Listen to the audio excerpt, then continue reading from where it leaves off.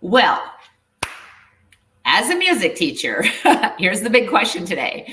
Do you create lesson plans for teaching your students? Or do you need them? Are they effective? Are they necessary? Right? And ultimately, why? Why create teaching lesson plans anyway? I'm curious to see your replies in the comments. So leave us a little note in the chat here. Welcome to the Ultimate Music Teachers Live Show, where the place is right here, right now, and we tune into the harmony of music education and entrepreneurship. I'm your host, Gloria St. Germain, joined by the ever co Barker. Joanne, are you ready to explore the why? Well, the power of why is one of my favorite topics. Actually, the why we do anything is so important, right? Every day is a chance to, strike a new chord in the symphony of music education. And today's topic, well, it's like a crescendo in a beautiful piece of music. Let's discover the why to lesson plans. Absolutely, indeed. And speaking of the power of why, I'm going to share in the show notes so you can check the links below, the Power of Why Musician Series. And Joanne and I are both international best-selling authors in the Power of Why series, and it gives you an insight into why we do what we do. And today, indeed, we are talking, and we're going to do a deep dive into the world of lesson planning with why. Why create music teaching lesson plans? Do we really need them? It's a question that really resonates with every music teacher, from new upcoming educators to the virtuoso teacher. Right, Joanne? Right. Yeah, you're right. There's that age-old saying that when you fail to plan, you plan to fail. When you fail to plan, you plan to fail. Great saying. Love that saying. But what does it really mean for us as music educators? Are lesson plans our lifelines? Or are they just another sheet of music in the vast library of teaching resources? Yeah, that's the million-dollar question, Joanne. Totally. And today, we're not just going to answer it, but we're going to explore the essential elements of music lesson plans and how they can really be a lifesaver. We didn't even know that we needed, but we do. Let's start with the heart of the matter. Why lesson plans? Do we really need to do more work outside of our work hours by sitting and doing lesson plans? Imagine you're composing a piece. Now, sometimes you can just sit down and noodle away and something comes out. But you start without any idea of a melody or rhythm or a harmony. I think if you're anything like me, when I'm composing, I hear something in my head. So I just don't sit and randomly plunk keys. I hear something and I put it onto the piano. So I'm sure for other composers, you have different ways of doing it, but I don't think you just sit down like Burt Bacharach did not sit at that famous piano and just start drawing dots. I don't think. We hear it in our mind first, or we hear something somewhere that inspires us. So would you start without that melody? Would you start with a rhythm? Would you start with a harmony? Unlikely that you're not going to just, like I said, you're not just going to sit there and noodle away and come up with a composition. So our lesson plans are like that composition. We need an idea of what we want to do. It's kind of like the blueprint in the educational journey that you're going to take your students on. Yeah, beautifully said, Joanne.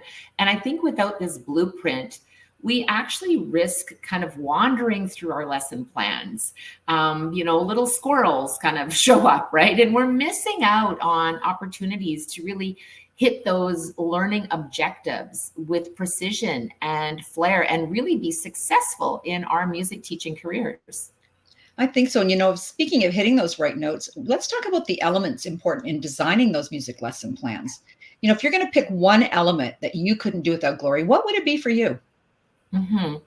So let me think. Good question, Joanne. So I think the one element that I would pick in lesson planning for me, it has to be adaptability, I think, Joanne, because music, much like life, is unpredictable. And a lesson plan, it's a living document that shows us the way to score success, but it also allows us room for improvisation, right? It's like the jazz of education. And I think adaptability is one element for me that is really important when we're doing lesson planning. right? I love that. And I agree, because sometimes we have this most amazing lesson plan created, and then we need to address what happens with our students. So yeah, I can see where adaptability is pretty high on that list. For me, it's engagement. As a games creator, I love keeping kids engaged too. So a plan that doesn't captivate is kind of like a concert without an audience. You might have written this most amazing lesson plan of this high level stuff, and then you go into your class of 6-year-olds and go, oh, wrong lesson plan for the wrong class. So we need to keep it engaging. It's not just about what we teach, but it's about how we teach our students. And we want to keep them feeling engaged and happy and enjoying their lesson and providing the value of education to them at the same time. It's quite a balancing act. Yeah, it really is, Joanne. And I think those elements bring us to why lesson plans can actually be a lifesaver. They're not just about the structure, but about creating a space where music and teaching and learning, they are kind of creating this symphony together. And it's really, really important for our students. I think so, and to all our fellow music educators out there, remember, creating lesson plans is kind of like an art. It's something that takes practice. I remember years ago writing my first lesson plans and taking hours to write lesson plans. And now I've got that streamlined down. But when we're first getting started in something, it's really nice to have a structure. And when I was writing those lesson plans, I had a guide to follow. I wasn't just randomly stabbing in the dark there. So, it's kind of like an art, and it becomes a reflection of you and your teaching style at the same time too, right? Yeah, absolutely, Joanne. And I think as we reach the finale of today's episode, we want to extend a special invitation, because one of the things that I've found too, and just what you were saying, Joanne, I love that you said, there was a structure.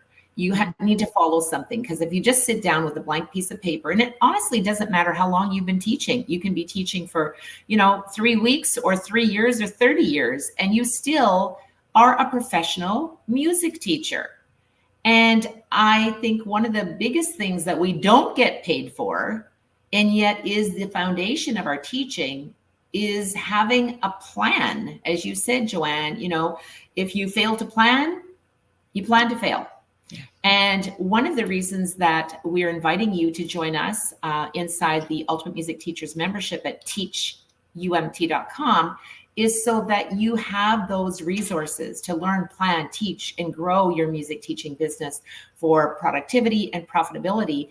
And as a huge bonus, and this is a time-saving bonus, we've actually included the Ultimate Music Theory lesson plans for all levels, from prep level all the way up to the advanced music theory, because yes, lesson plans are already done for you. It's going to save you a ton of time, and it's also going to show you the outline for how maybe you want to incorporate lesson plans into your private lessons as well, whether you're teaching group or one-on-one. So there you go. Big present from Joanne and I. teachumt.com. Check it out.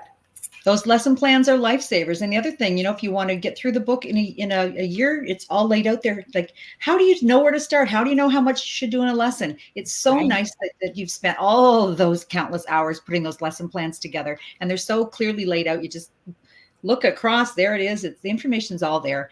We don't need to be composers who are off on our own and creating that symphony by ourselves.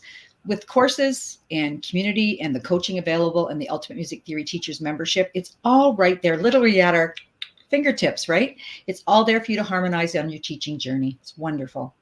Yeah. Thank you so much for tuning in. And thank you to my beautiful co-host, Joanne Barker, for joining us today in the Ultimate Music Teachers Live Show. So keep those lesson plans vibrant, engaging, and adaptable. And remember, in the grand composition of teaching, you, my fellow music teachers, are the most beautiful note of all.